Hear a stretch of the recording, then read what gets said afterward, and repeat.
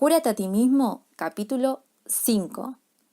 Dado que la falta de individualidad, es decir, permitir la interferencia ajena sobre nuestra personalidad, lo que nos impide cumplimentar los mandatos del yo superior, es de tanta importancia en la producción de la enfermedad y como con frecuencia comienza muy temprano en la vida. Consideremos entonces la verdadera relación entre padre e hijo, como maestro y discípulo. Fundamentalmente, el oficio de la paternidad es el medio privilegiado y como tal debería ser considerado un privilegio divino, para capacitar a un alma a entrar en contacto con este mundo para el bien de la evolución. Si se analiza adecuadamente, se comprenderá que probablemente jamás se le haya ofrecido a la humanidad una oportunidad más grande que esta. Ser el agente del nacimiento físico de un alma y tener bajo su cuidado a esa joven personalidad durante los primeros años de su existencia sobre la tierra. Atento a esto, la actitud de los padres debería ser proporcionar al recién nacido toda la conducción espiritual, mental y física que le sea posible, pero recordando siempre que el pequeño es en sí mismo un alma individual, llegada para adquirir su propia experiencia y conocimientos, de acuerdo con los dictados de su yo superior, y darle toda la libertad necesaria para que su evolución se desarrolle sin impedimentos. El oficio de la paternidad es un servicio divino y debería ser respetado, tanto o más que cualquier otro deber que estamos destinados a desempeñar. Es más, por tratarse de una labor de sacrificio, jamás debemos olvidar que nada, bajo ningún concepto, debe requerirse del niño a cambio. Y si proporcionarle todo el amor, la protección y la guía necesaria hasta que su alma se haga cargo de su naciente personalidad. Desde los mismos comienzos debe inculcársele al niño el sentido de la independencia, la individualidad y la libertad, y alentarlo a pensar y actuar por sí mismo. Todo control paterno debe ser dejado de lado, a medida que se vaya desarrollando su capacidad de valerse por sus propios medios, y luego ninguna restricción o falso concepto del deber filial deben obstaculizar los dictados de su alma. Por otra parte, la paternidad es un oficio que pasa de uno a otro y es en esencia proporcionar temporariamente consejo y protección, pero solo por un breve periodo al cabo del cual deben cesar todos nuestros esfuerzos y dejar libre al objeto de nuestra atención, para que siga avanzando por sus propios medios. Recordemos que el niño, para quien nos convertimos en guardianes transitorios, puede ser un alma mejor y más grande que la nuestra, y espiritualmente superior, por lo que el control y la protección deben limitarse solo a las necesidades más inmediatas de la joven personalidad. La paternidad es un deber sagrado, de carácter transitorio, que se transmite de generación en generación. No conlleva más que servicio y no implica obligación alguna por parte del niño, que debe ser dejado libre para desarrollar su propia personalidad y prepararse lo mejor posible para cumplimentar ese mismo servicio pocos años después. Por lo tanto, es preciso que el niño esté libre de restricciones y obligaciones provenientes de sus padres, y consciente de que la paternidad que previamente fue concedida a su padre y a su madre recaerá luego sobre él, para que la ejerza sobre otro ser.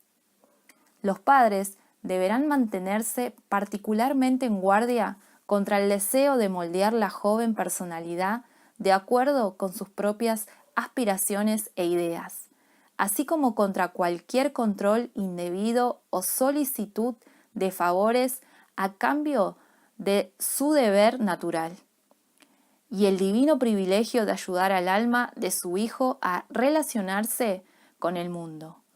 Cualquier aspiración de control o deseo de modelar la joven vida por motivos personales es una terrible forma de codicia y no debería tolerarse jamás. Porque si esto se arraiga en el padre o la madre, con el devenir del tiempo, estos se transformarán en verdaderos vampiros de sus hijos. De existir el menor deseo de dominio, este debe ser detectado desde su mismo comienzo. Debemos resistirnos terminantemente a someternos a la esclavitud de la codicia que nos impulsa a dominar a los demás. Todo consiste en alentar en nosotros la virtud de dar y desarrollarla hasta que el sacrificio que implica elimine todo su rastro de acciones adversas. El maestro deberá tener siempre presente que su misión consiste simplemente en convertirse en el agente que proporciona al joven la guía y la oportunidad de aprender las cosas del mundo y de la vida, de modo que cada niño pueda absorber los conocimientos a su manera, y si se le da la suficiente libertad, elegir instintivamente lo que necesita para tener éxito en la vida.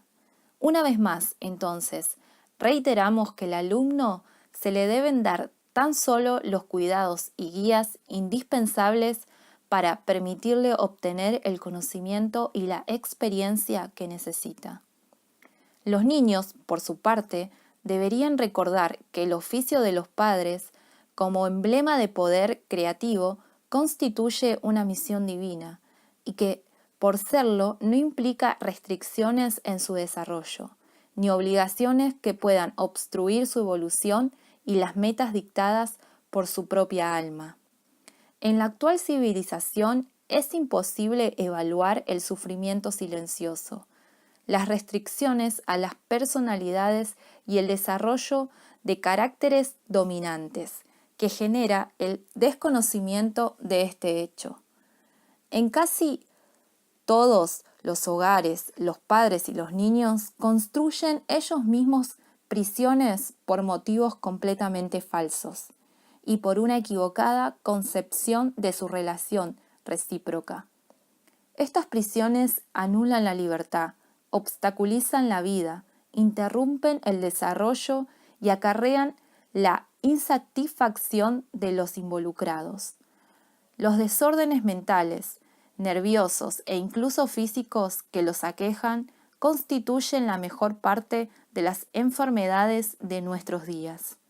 Todavía resulta difícil comprender que cada alma encarnada está aquí con el propósito específico de ganar experiencia y comprensión y de perfeccionar su personalidad para acercarse a sus propios ideales. No importa cuál sea nuestra relación con los otros, esposo o esposa, padre o hijo, hermano o hermana, maestro o discípulo, todos pecamos contra nuestro Creador y nuestro prójimo si impedimos por razones personales la evolución de otra alma. Nuestro único deber es obedecer los dictados de nuestra propia conciencia y ésta en ningún momento debe tolerar el dominio de otra personalidad.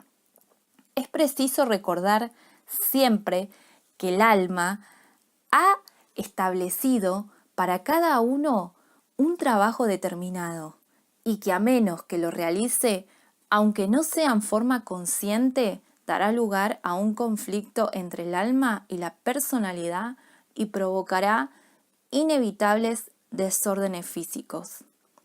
Si bien es cierto que cualquier ser humano puede sentir como auténtica vocación la necesidad de dedicar su vida únicamente a una sola persona, antes de hacerlo debe estar completamente seguro de que este es el verdadero mandato de su alma y que no es el resultado de las sugerencias de otra personalidad dominante que está tratando de persuadirlo, o falsas ideas sobre su deber, que los están guiando por caminos erróneos.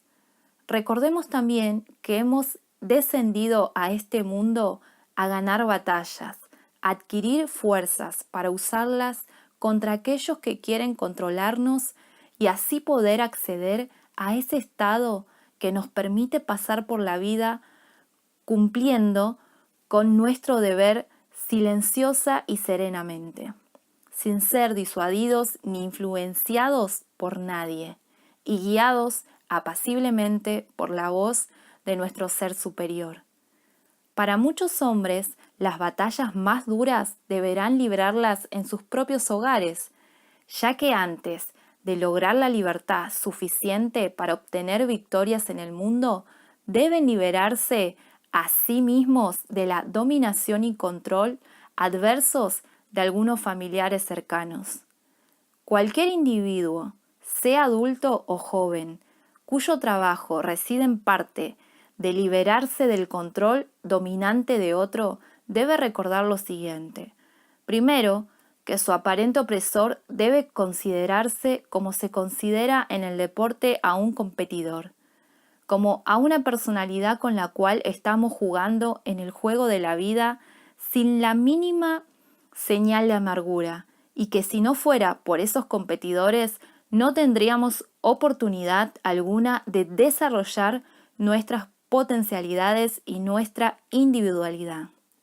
Y en segundo lugar, que las victorias verdaderas en la vida llegan a través del amor y la nobleza, y que esos enfrentamientos no debe emplearse violencia de ningún tipo, ya que creciendo constantemente en su verdadera naturaleza y dando muestras de benevolencia y gentileza, y si es posible amor hacia el adversario, podrá continuar su desarrollo y con el tiempo seguir silenciosa y serenamente el llamado de su conciencia sin la menor interferencia. También aquellos que son dominantes necesitan ayuda y consejo para permitirles comprender cabalmente la gran verdad universal de la unidad y el gozo de la fraternidad. Ignorar estas cosas significa no participar de la verdadera felicidad de la vida, y debemos ayudar a esa gente con todas nuestras fuerzas y nuestra capacidad. Cualquier debilidad por nuestra parte, además de permitirles extender su influencia, no los beneficia de ninguna manera, mientras que una amable negativa a entrar o permanecer bajo su control, así como el compromiso de revivir en ellos la alegría de dar, les ayudará a lo largo de su difícil camino. La conquista de nuestra libertad, de nuestra individualidad e independencia exige frecuentemente mucho valor y fe. Sin embargo, en las horas más negras y cuando el éxito parece poco menos que inalcanzable, es preciso recordar que una criatura de Dios jamás debe temer a nada, ya que su alma solo le señala aquellas tareas que está en condiciones de llevar a cabo, y con el propio coraje y la fe en su divinidad interior. La victoria es inevitable si persevera en él el esfuerzo. Si te gustó este video, podés darle like, compartirlo en tus redes sociales para que esta información pueda llegar así a más gente. Nos vemos en el próximo capítulo. Hasta la próxima.